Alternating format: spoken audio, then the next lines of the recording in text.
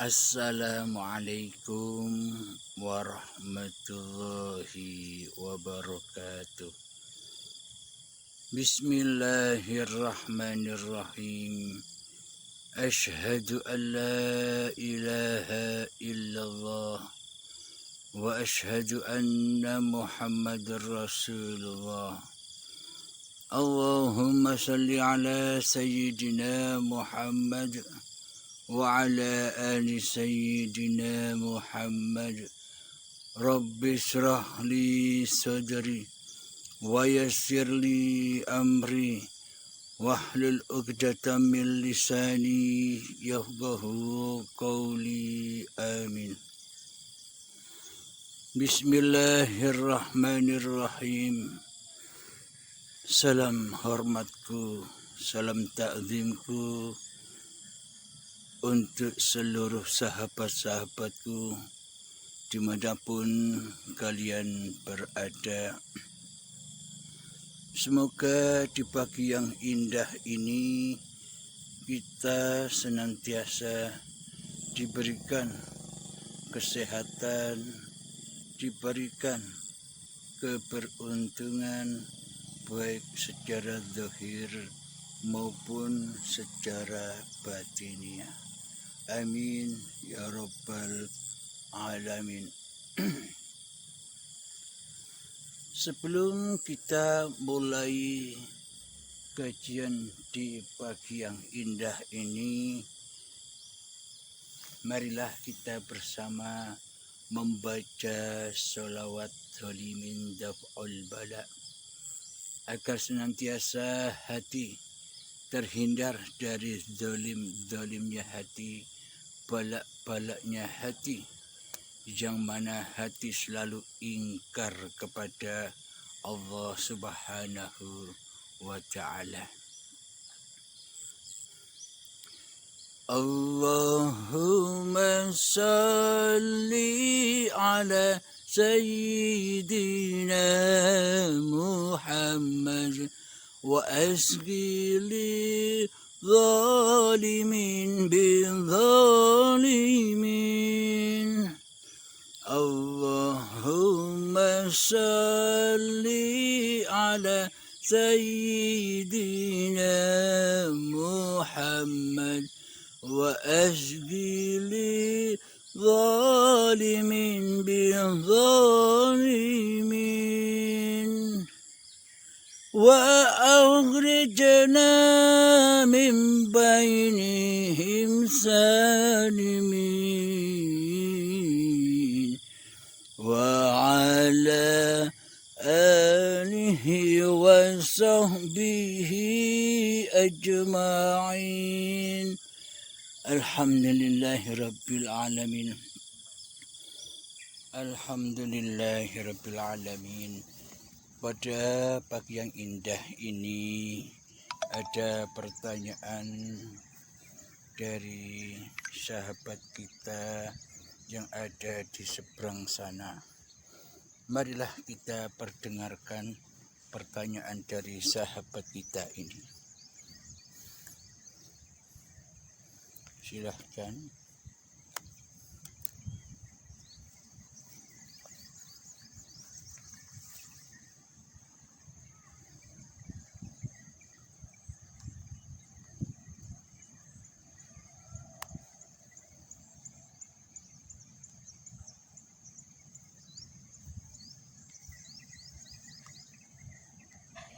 Dan Nur Muhammad itu menyatu, adalah satu. Ini Ustaz. Assalamualaikum warahmatullahi wabarakatuh.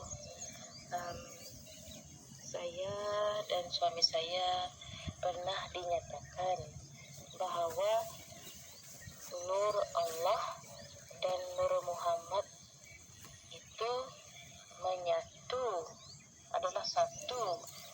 Kemudian sedikit daripada zatnya itu dijadikan alam semesta, manusia, tumbuh-tumbuhan.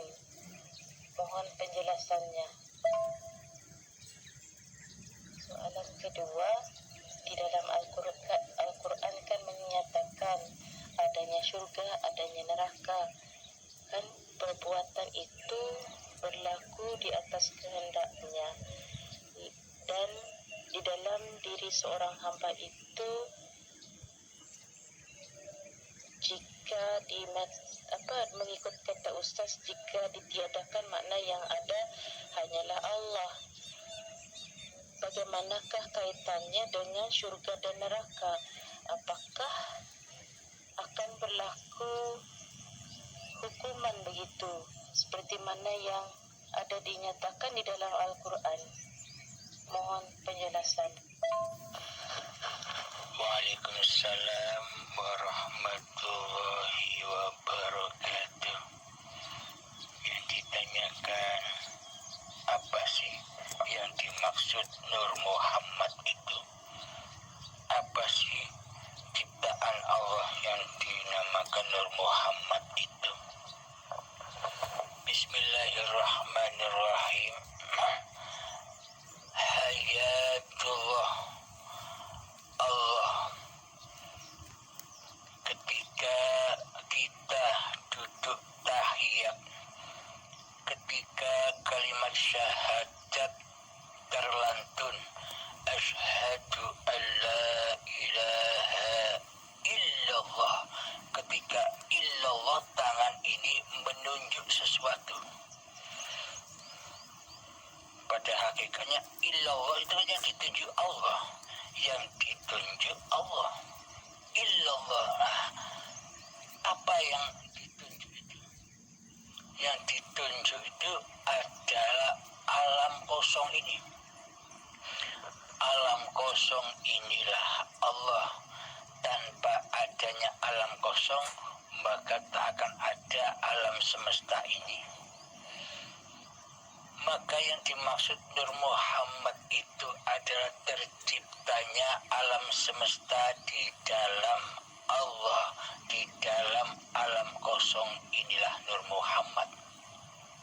Seperti terciptanya galaksi-galaksi, terciptanya planet-planet, terciptanya bintang-bintang itu yang ada di luar bumi, yang ada di dalam bumi, terciptanya gunung-gunung, terciptanya lautan, terciptanya hutan-hutan, dan terciptanya manusia. Itulah yang dimaksud Muhammad, yakni tanda bukti bahwa Allah, bahwa hayatullah itu wujud adanya, bahwa hidup itu wujud. Alam kosong atau hayatullah itulah laisa kamislihi syai'un, tidak seperti apa-apa dan tidak seperti siapa-siapa. Akan tetapi Allah atau hayatullah itu menciptakan, bisa menciptakan apa-apa dan siapa-siapa, yakni meliputi apa-apa dan siapa-siapa. Contoh, ketika Anda melihat sesuatu, katakanlah ketika Anda memandang keindahan gunung-gunung, kira-kira gunung itu bisa wujud tanpa adanya, kira-kira hidup itu bisa wujud tanpa adanya alam kosong dari setak pandangan mata ini, dari mata hingga ke gunung? Apakah pandangan ini langsung ke gunung tanpa izin Allah, tanpa izinnya alam kosong ini? Alam kosong antara dari gunung dan mata kita ini kan alam kosong.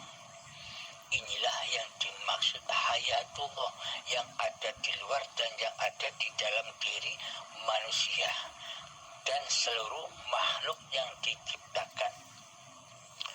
Tanpa izin Allah, tanpa alam kosong, maka semua takkan terwujud. Coba tangan Anda tutup kepada mata Anda tanpa adanya ruang kosong. Apakah Anda bisa menyaksikan apa-apa? Apa-apa dan siapa-siapa itu karena adanya alam kosong, karena adanya Allah. jarak antara pandangan dari mata kepada sesuatu yang kita pandang. Itulah hayatullah yang ada di luar diri. Terus hayatullah yang ada di dalam diri, bila tak ada hidup, apakah manusia bisa menyaksikan apa-apa dan siapa-siapa? Apakah manusia bisa menyaksikan segala sesuatu yang diciptakan oleh Allah? Kelihatannya seolah-olah terciptanya gunung, lautan, hutan, dan alam semesta ini karena adanya diri kita sendiri. Kitalah yang merasa menyaksikan keberadaan segala sesuatu yang kita lihat. Karena kita belum menyadari, karena kita masih mentuhani hidup dan badan ini, seolah-olah apa yang kita saksikan itu adalah saksi diri kita sendiri. Kitalah yang melihat, kitalah yang mendengar. Karena masih buta mata hati kita akan hakikat diri manusia kita sendiri, maka semuanya seolah-olah manusianya lah yang menciptakan. Contoh, ketika kita melihat mobil, seolah-olah mobil itu ada, seolah-olah mobil itu wujud karena adanya diri kita, karena adanya wujud hidup diri kita, karena adanya wujud pandangan mata kita, seolah-olah kitalah yang mewujudkan mobil, seolah-olah kitalah yang menciptakan mobil. Maka dari itu, bila kita sudah sadar menyadari bahwa hidup ini Allah, maka nyatalah tak ada satupun di alam semesta ini yang bukan ciptaan Allah. Maka nyatalah apa-apa yang diciptakan Allah setelah menyadari bahwa hidup ini Allah, maka nyatalah ayat-ayat Allah. Seperti dedaunan yang kering yang jatuh dari tangkainya, tanpa adanya alam kosong, tanpa adanya Allah, apakah bisa jatuh? Dedaunan yang kering itu dari atas sampai menuju di atas tanah. Tanpa adanya alam kosong, tanpa adanya izin Allah, maka tak akan terjadi hal yang demikian.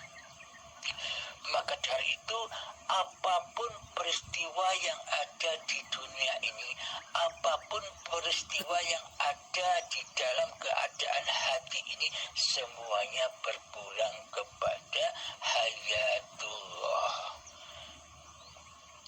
Maka ketika kita sudah menyadari bahwa hidup ini Allah, maka seluruh keadaan alam semesta ini akan menjadi tenang, akan menjadi mutmainnah di dalam hati.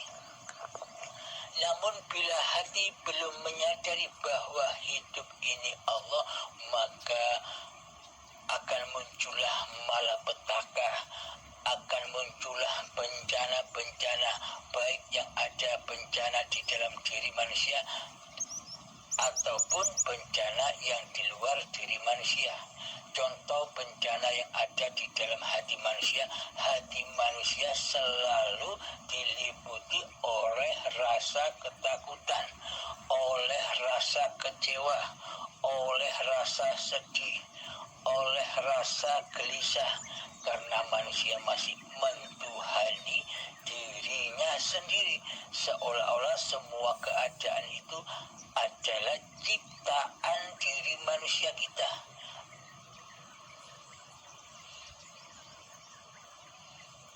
Terbukti apa-apa yang datang di hati kita, kita tanggapi, kita akui sebagai keadaan diri manusia kita. Karena selama ini kita masih merasa memiliki keadaan hati ini. Karena selama ini kita masih menjadi raja yang merajai hati ini. Inilah sedikit penjelasan yang dimaksud Nur Muhammad itu. Nur Muhammad itu hakikatnya apa-apa yang diciptakan oleh Allah sebagai tanda bukti bahwa Allah itu wujud nyata. Inilah yang dimaksud Muhammad Rasulullah, yakni Muhammad yang diperjalankan, Muhammad yang diciptakan, Muhammad yang dipergerakkan, Muhammad yang dibimbing, Muhammad yang dijaga, Muhammad yang dicukupi, Muhammad yang dikasih sayangi oleh penciptanya. Alhamdulillahirabbil alamin. Semoga saya khususnya, semoga kita semua dipahamkan oleh Allah Ta'ala. Alhamdulillahirabbil alamin. Monggo silakan Bunda dari Malaysia, silakan bila ada yang masih ditanyakan kembali. Alhamdulillahirabbil alamin. Pertanyaannya masih berbau syariat, yakni ayat-ayat atau kitab di dalam Al-Quran yang masih tertulis belum mengandung makna rahasia dan mutasyabihatnya.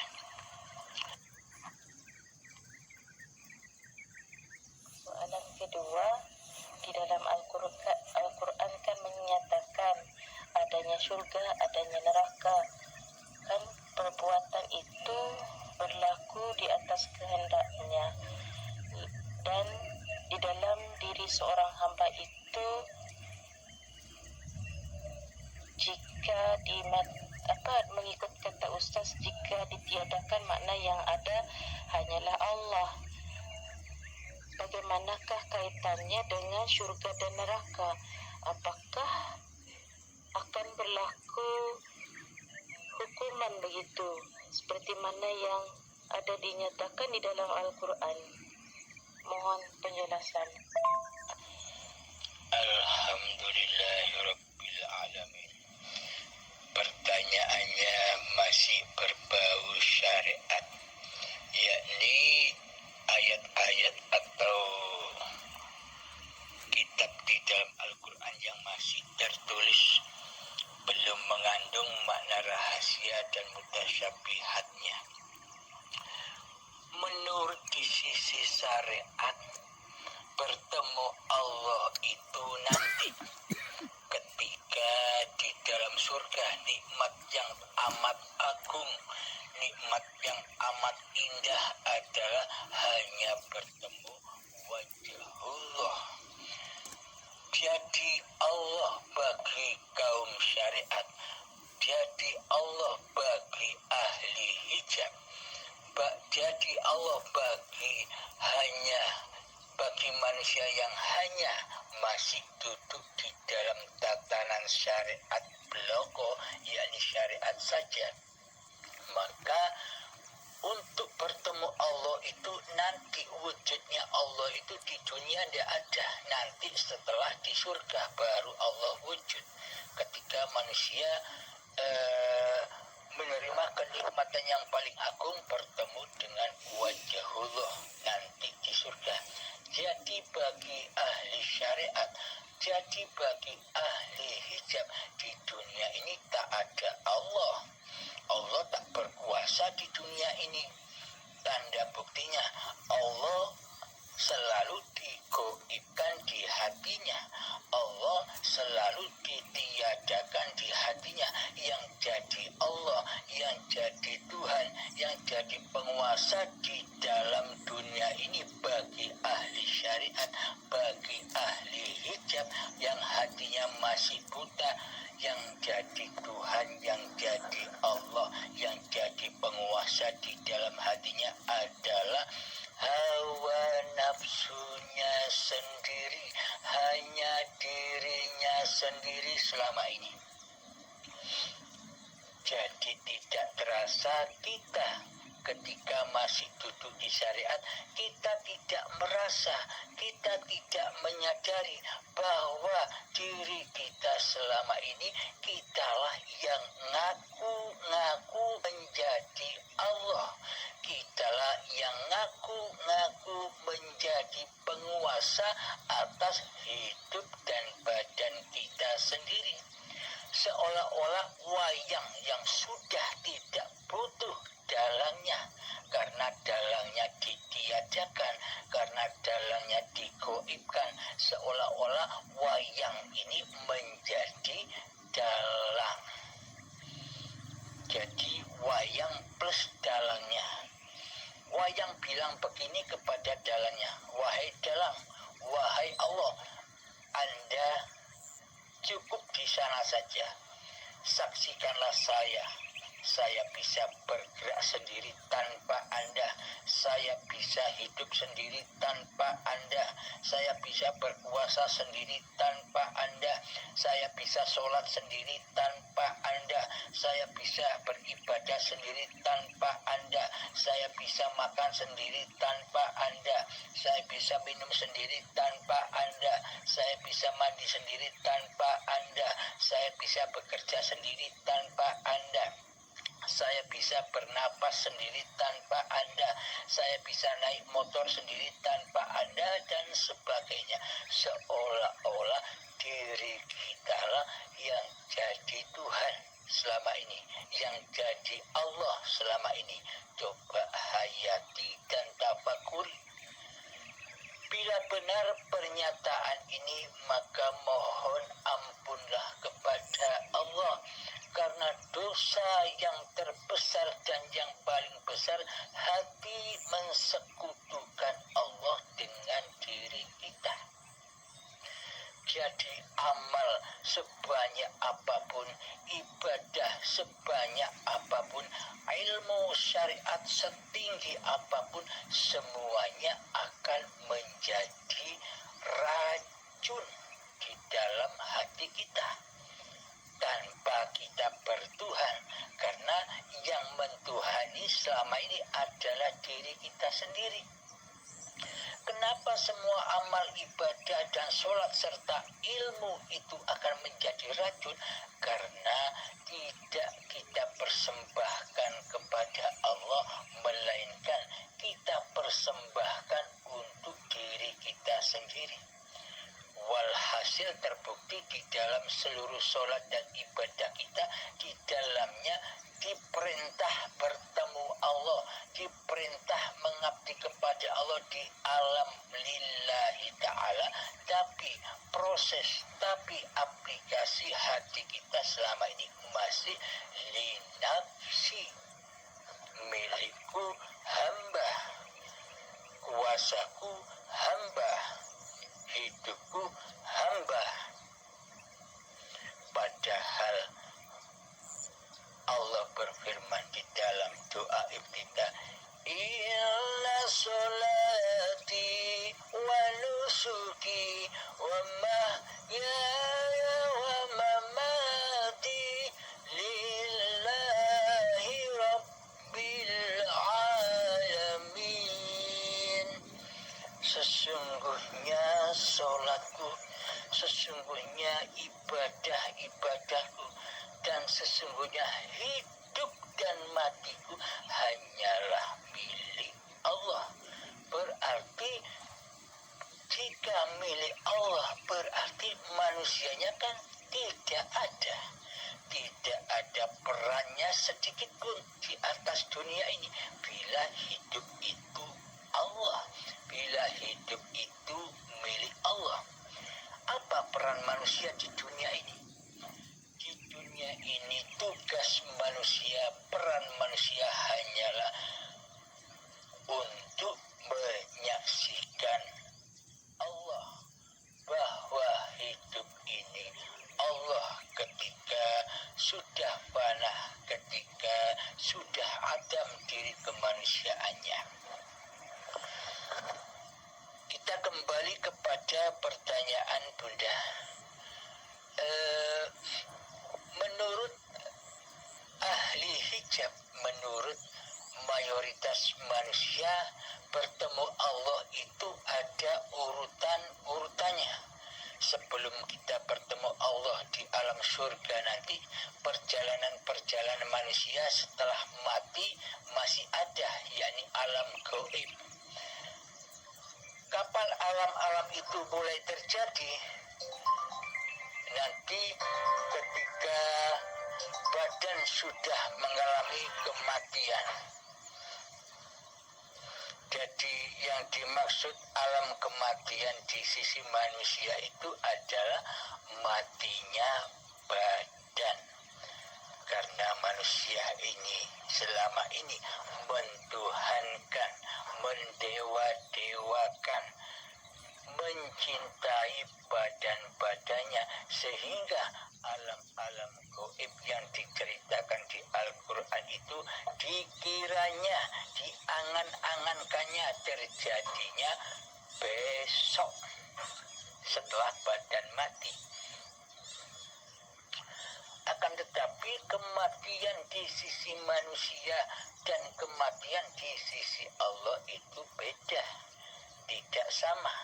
Kematian yang dianggap namanya mati adalah matinya badan. Akan tetapi di sisi Allah kematian itu adalah matinya jiwa, matinya kesadaran hati manusia akan Tuhan penguasa dan pencipta diri manusianya. Itulah yang dimaksud alam kematian. Kullu nafsin dha'iqatul maut. Setiap diri pasti mengalami kematian. Nah, di sisi manusia kematian itu adalah matinya badan-badan ini. Kemudian badan dikubur di tanah. Nah, menurut angan-angan manusia, siksa kubur itu ya disiksa di dalam tanah dohir itu. Seakan-akan mayat setelah ditinggalkan 7 jangkah dari pekuburan itu, malaikat datang untuk menginterogasi sang mayat. Itu angan-angan, ilustrasi gambaran orang-orang syariat, orang-orang yang belum mengenal Allah. Kemudian setelah ada alam kubur, ada siksa kubur. Ya disiksa di kuburan-kuburan dohir yang dari tanah itu. Karena manusia mentuhankan badan-badan ini. Jadi semua cerita itu diaplikasikan, dinisbatkan kepada badan-badannya yang berlaku. Padahal badan tidak berlaku apa-apa. Kemudian cerita berlanjut setelah disiksa di dalam kubur, menunggu hingga kiamat kubro datang. Yang dimaksud kiamat kubro oleh manusia selamanya adalah kiamatnya hancurnya bumi dan langit secara dohir. Seperti bencana-bencana itu. Jadi anggapan kiamat kubro bagi mayoritas manusia itu hancur leburnya dunia dan langit secara dohir. Karena di dalam pemahaman mayoritas manusia masih menyembah, mewujudkan dohir-dohir ini. Kemudian setelah hari kiamat dibangkitkan lagi manusia seperti kecambah. Ini pemahaman angan-angan manusia. Yang bangkit itu badan-badannya seperti kecambah. Kemudian dikumpulkan di padang mahsyar. Manusianya, badan-badannya dikubur di padang mahsyar dengan keadaan telanjang. Kemudian dihisab, hari pertanggungjawaban. Kemudian disuruh jalan melewati Siratal Mustaqim yang panjangnya, yang lamanya 1000 tahun ke atas vertikal perjalanannya. Kemudian sampai di ujung yang vertikal kembali lagi perjalanannya selama 1000 tahun lagi secara horizontal. Itu 1000 tahun lamanya, bukan 1000 tahun lamanya di dunia, di akhirat. Jadi sangat amat lamanya. Itu angan-angannya manusia. Jadi Siratal Mustaqim itu digambarkan oleh manusia seperti itu. Gambaran manusia, serba badan, serba syariat. Kemudian kemudian melewati Siratal Mustaqim, pasti manusia jatuh dulu ke dalam neraka karena tidak bisa melewati Siratal Mustaqim yang tak terlihat. Bagaimana mungkin bisa melewati Siratal Mustaqim, sedangkan Siratal Mustaqim digambarkan oleh mayoritas manusia sangat amatlah kecil, bagaikan rambut dibelah jadi 7 dan tajamnya 1000 pedang. Mana mungkin manusia bisa melewatinya? Takkan mungkin tak satu pun manusia bisa melewatinya. Pasti jatuh kepada lembah jahanam di bawah Siratal Mustaqim itu. Ya, akhirnya disiksa di dalam anar, di dalam jahanam.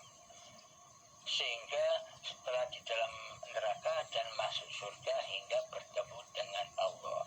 Jadi pemahaman mayoritas manusia, pemahaman syariat saja, bertemu Allah itu nanti ketika sudah masuk surga baru bisa bertemu Allah. Kenikmatan yang teramat agung mengalahkan semua nikmat-nikmat yang ada di surga. Itulah perjalanan-perjalanan yang diangan-angan oleh manusia, karena selama ini yang jadi Tuhan masih diri manusianya. Akan tetapi di sisi Allah itu bagaimana ceritanya?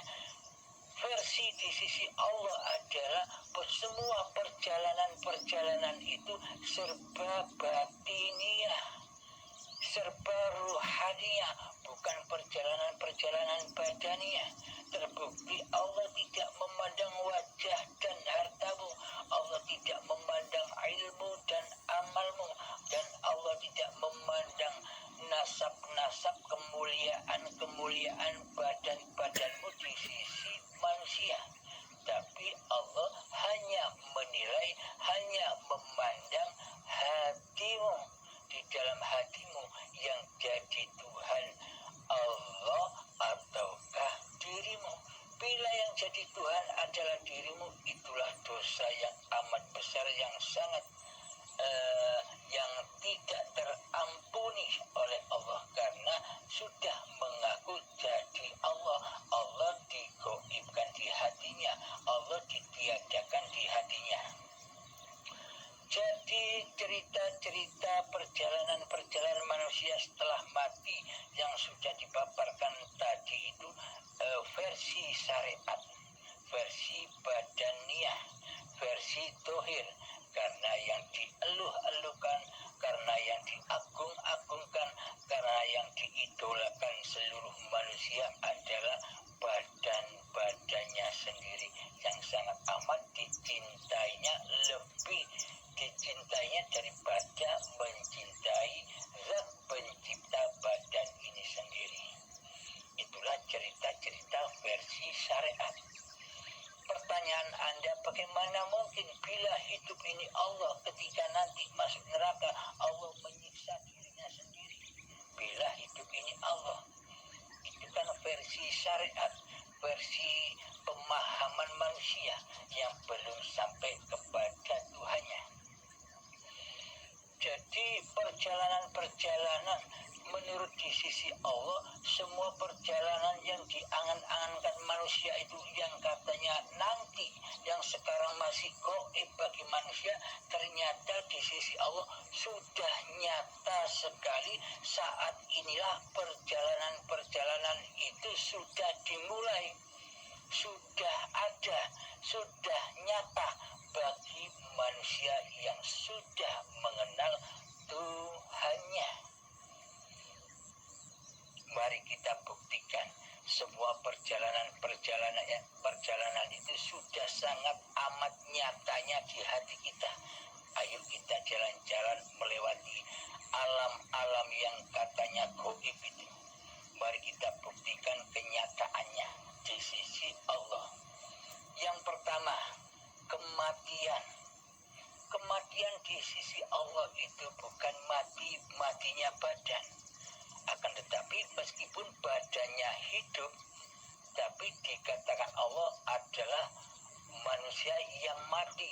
mati kesadarannya, mati jiwanya akan bertuhan. Inilah yang disebut kematian di sisi Allah.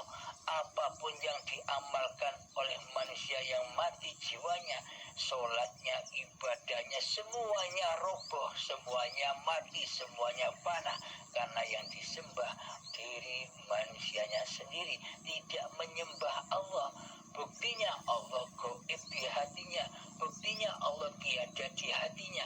Bila logikanya, bila manusia itu menyembah kepada Allah, maka sangat wujudnya adalah Allah di hatinya. Itu logikanya. Namun bila Allah tiada dan gaib di hatinya, mana mungkin manusia dikatakan menyembah dan mengabdi kepada hal yang tidak ada bagi manusianya. Kan lucu. Itulah yang dimaksud kematian di sisi Allah, matinya kesadaran akan Tuhannya. Terus kemudian setelah manusia itu mati kesadarannya, lantas manusia dikuburkan di dalam kuburan. Apa yang dimaksud kuburan di sisi Allah itu? Kuburan yang dimaksud Allah adalah badan-badan yang dari tanah. Inilah kuburan yang dimaksud oleh Allah. Manusia dikubur di dalam badan-badannya sendiri dan disiksa di dalamnya.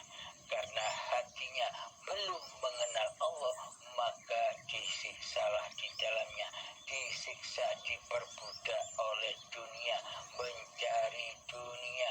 Semuanya apa yang disaksikan di hatinya hanyalah serba dunia. Itulah berhala-berhala dan tauhid-tauhid di hati manusia yang mengotori hati manusia. Sehingga manusia tersiksa di dalamnya, tersiksa oleh dunianya, tersiksa oleh apa-apa yang dimilikinya, tersiksa oleh apa-apa yang sangat dicintainya. Terbukti ketika apa yang dimilikinya, apa yang dicintainya diambil oleh Allah, hati ini marah, hati ini gelisah, hati ini sedih. Itulah bukti bahwa manusia itu disiksa oleh dirinya sendiri, disiksa oleh rasa kepemilikan dirinya sendiri.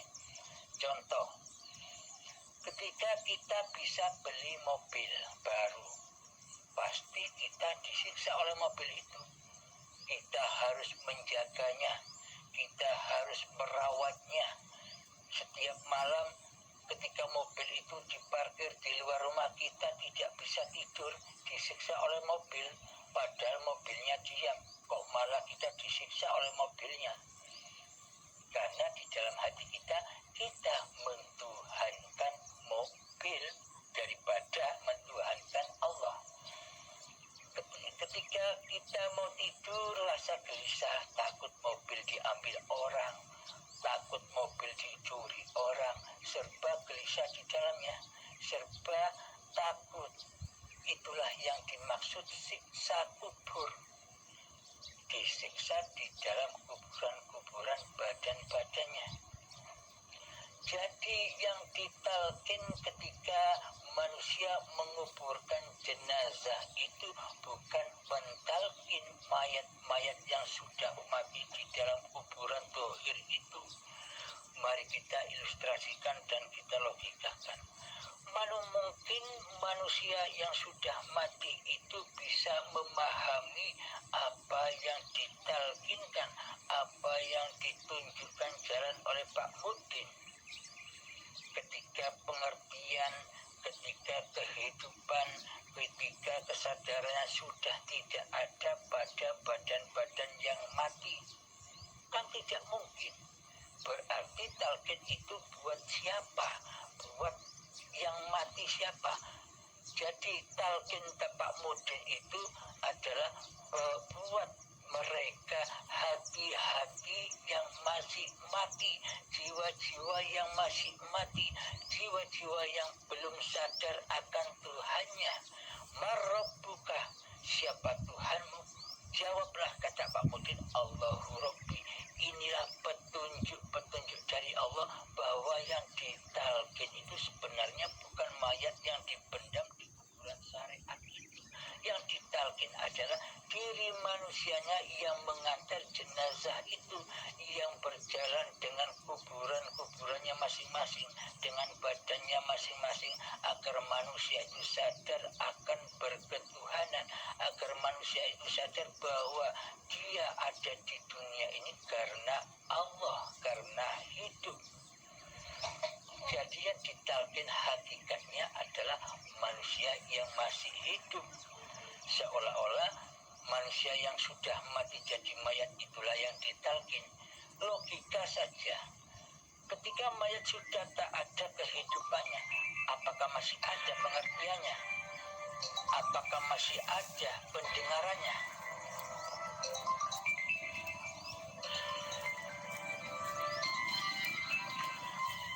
Jadi pada intinya yang ditalkin adalah diri kita selagi kita masih mentuhani diri kita sendiri, agar diri kita sadar bahwa ada Allah, Tuhan penguasa diri kita, agar kita menyadarinya. Itu maksudnya Pak Mudin menalkin. Jadi yang ditalkin bukan mayat-mayat yang ada di kuburan tohir.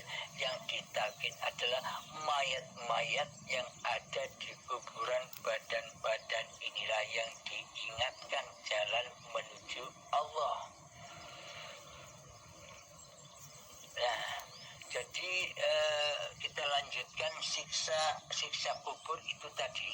Ketika manusia belum memahami Tuhannya, pasti peristiwa-peristiwa dan keadaan-keadaan di dunia ini diakui sebagai peristiwa dan keadaan diri manusianya, sehingga manusianya disiksa di hatinya. Contoh lagi, rupa siksa dalam keadaan anugerah, ketika kita diberi anugerah dari Allah, anugerah kekayaan contohnya.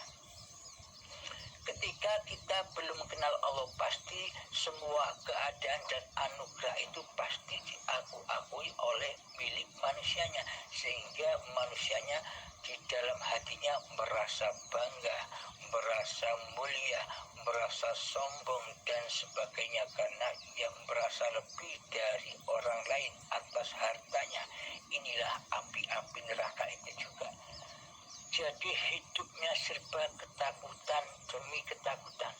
Di dalam kekayaannya ia takut suatu ketika jatuh miskin. Di dalam kekayaannya ia takut suatu saat harta-hartanya akan meninggalkannya. Jadi meskipun kelihatannya kaya, akan tetapi hatinya amat sangat miskin, sangat amatlah takut bila kekayaan itu suatu saat akan diambil oleh Allah. Inilah bukti siksa-siksa kubur atau siksa neraka itu. Nah, bukti lagi bahwa siksa neraka itu adanya di bumi, adanya sekarang ini.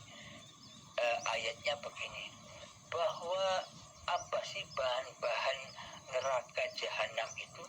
Bahan-bahan neraka jahanam itu ketika masih ada badan-badan dan hati yang keras melebihi kerasnya batu, saat itulah jahanam dan api neraka itu hidup menyala-nyala. Ketika masih ada bahan bakarnya, yakni badan-badan manusia dan hati yang buta akan Tuhannya, pasti disiksa di dalamnya. Itulah bukti bahwa neraka siksa kubur itu sudah berlangsung saat ini, ada di hati kita masing-masing, ada di dalam kitab diri masing-masing manusia. Kemudian setelah siksa kubur ada apa lagi? Setelah siksa kubur ada kiamat, menunggu kiamat. Kiamat di sisi syariat, di sisi manusia ya kiamat yang dohir. Manusia pada nunggu kapan kiamat datang. Manusia pada bingung kepada apa-apa yang tidak dikuasa-kuasainya. Seolah-olah manusia itu menunggu kiamat. Padahal semua itu kiamat terjadi hanya karena Allah lah yang berkuasa di dalamnya. Kita tidak usah nunggu-nunggu kiamat yang seperti itu. Kita sambutlah kiamat yang ada di dalam diri kita. Ketika detik akil balik tiba, disitulah terjadi kiamat sugro, kiamat kecil, yakni rontoknya kesadaran akan bertuhan. Karena dari yang suci, bayi yang suci mulai terkotori oleh jiwa-jiwa manusia yang mati jiwanya. Di saat akil balik itulah mulai alam kejahiliaan, mulailah manusia memakan buah khuldi, buah-buah yang dilarang untuk dikonsumsi manusia. Apakah buah khuldi itu? Buah khuldi itu adalah buah pengakuan diri manusianya. Manusia mulai mengkonsumsi bahwa hidup ini hidup manusianya, bahwa badan ini badan manusianya, bahwa semuanya adalah milik manusianya. Inilah yang dimaksud buah khuldi, inilah yang dimaksud buah terlarang itu, buah yang tidak boleh dimakan oleh manusia. Inilah yang dimaksud kiamat sugro, kiamat kecil, yakni kiamatnya hancurnya kesucian itu sendiri, hancurnya kesucian manusia sejak dari tanah hingga menjadi bayi, menjelang saat detik-detik akil balik, hancur lebur menjadi kekuasaan manusianya yang merasa berkuasa di dalamnya. Itulah yang dimaksud kiamat kubro. Lalu kiamat sugro, kiamat kecil. Lalu yang dimaksud kiamat sugro, kubro itu bagaimana?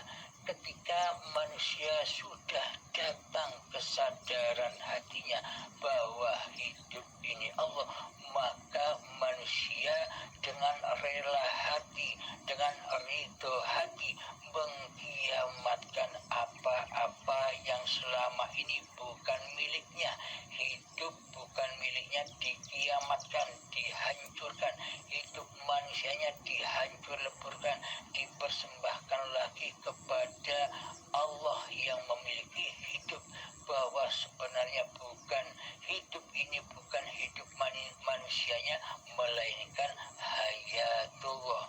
Inilah yang dimaksud kiamat kubro, kiamat hancur leburnya pengakuan diri manusianya, sehingga setelah hancur lebur apa yang dimiliki manusianya, hidupnya hancur, badannya hancur, keluarganya hancur, harta bendanya hancur, apa-apa yang dimiliki, apa-apa rasa yang dimiliki oleh manusia, semua dihancur leburkan, dikembalikan kepada Allah. Setelah hancur lebur manusianya, mati sunyi di dalam hatinya, saat laku zuhud, kemudian hidup ini mengaku. Hidup mengaku, Allah mengakui dirinya sendiri. Innani anallah, sesungguhnya aku ini Allah. La ilaha illa ana, tiada Tuhan selain aku. Ketika saat hari kiamat, ketika kewujudan kehidupan diri manusia kita sudah tidak ada lagi, maka hayatullah berfirman demikian di dalam ayat Al-Quran.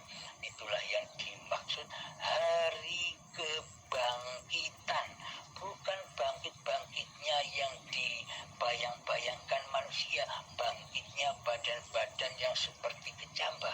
Yang dimaksud hari kebangkitan itu adalah hari bangkitnya setelah hari kiamatnya hati, kiamatnya pengakuan diri.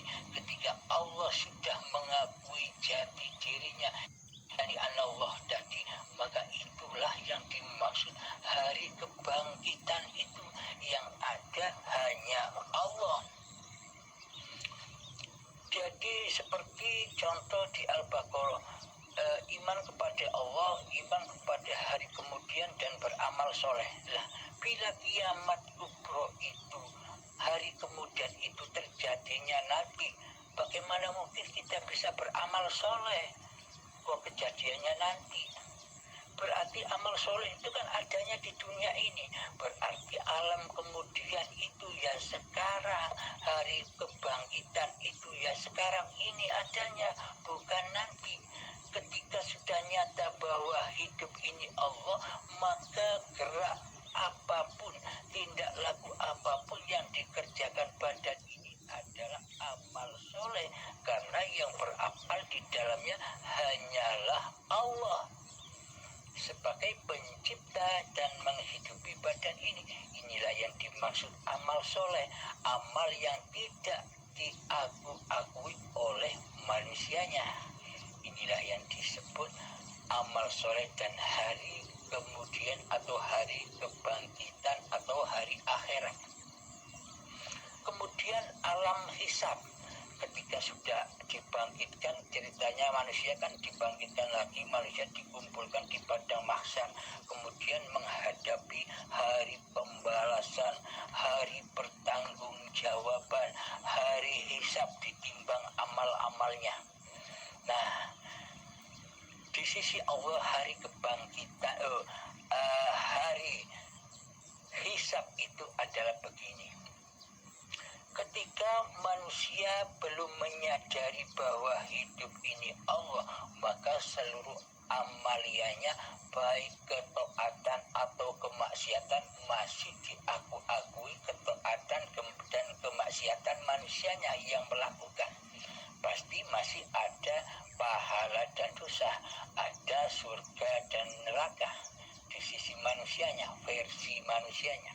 Akan tetapi bila manusia sudah menyadari bahwa hidup ini Allah, berarti lelaku atau af'al yang sudah terjadi tempo dulu pada kita dulu kan sering melakukan kemaksiatan, kita juga sering melakukan ketaatan.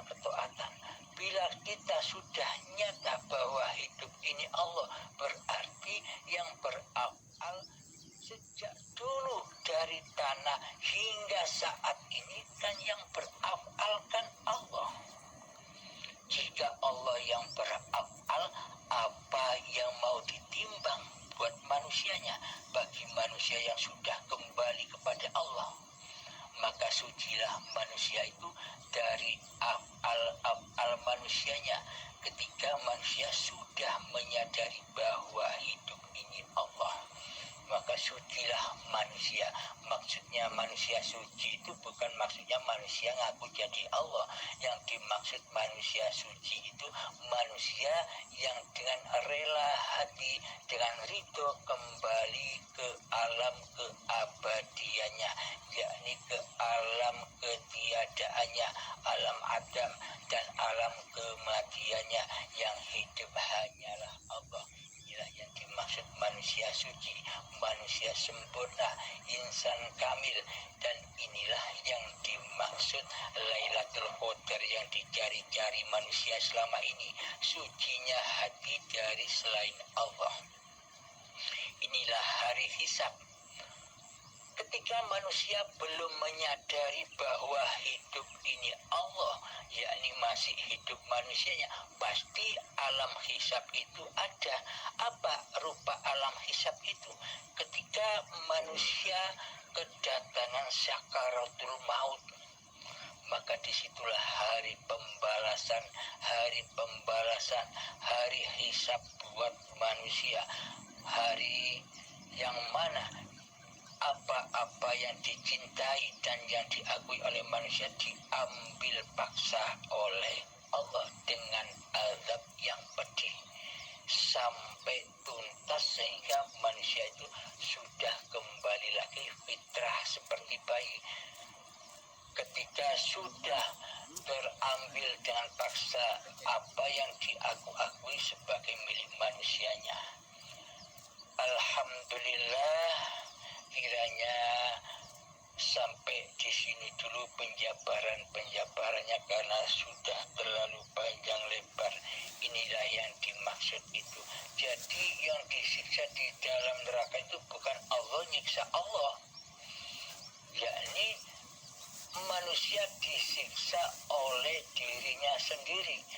manusia disiksa oleh rasa kepemilikannya sendiri. Itulah yang dimaksud neraka di sisi Allah, yakni berbahan bakar badan-badan manusia dan hati yang keras melebihi kerasnya batu. Alhamdulillahirrabbilalamin. Semoga saya khususnya, semoga kita semua para pendengar yang mengikuti video YouTube ini, semoga kita semua selalu dibimbing oleh Allah. Semoga kita semua selalu dibukakan kepahaman akan bertuhan. Akhirul kalam, assalamualaikum warahmatullahi wabarakatuh. Assalamualaikum warahmatullahi wabarakatuh. Terima kasih Ustaz atas penerangan yang diberikan. InsyaAllah ianya akan kita dipraktikkan. Akan sentiasa dipraktikkan dan diamalkan. Alhamdulillah.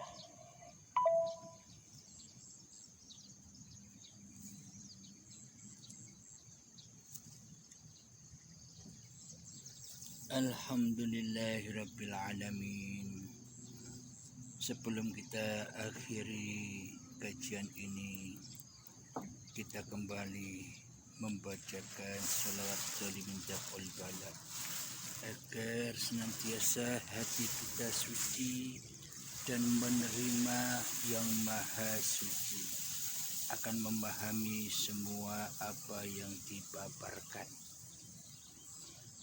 Allahumma salli ala sayyidina Muhammad wa azghili zalimin bil zalimin.